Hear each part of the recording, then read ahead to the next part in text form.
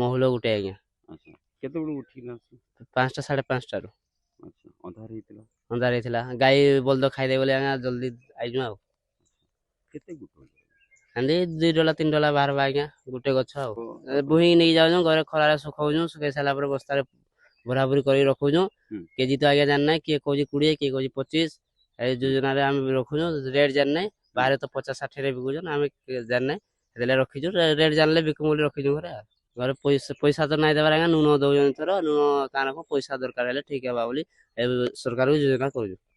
ଏତିକି କଷ୍ଟ କରୁଛୁ, ସରକାର ଟିକେ ରେଟ୍ ଦେଇତେ ବୋଲେ ଆମକୁ ଟିକେ ଭଲ ହେଇତା। ଆଉ ବହୁତ କଷ୍ଟ କରୁଛୁ, ସକାଳୁ ଅନ୍ଧାରୁ ଉଠିକି ଆସିକି ହଇରାଣ ହଉଛୁ।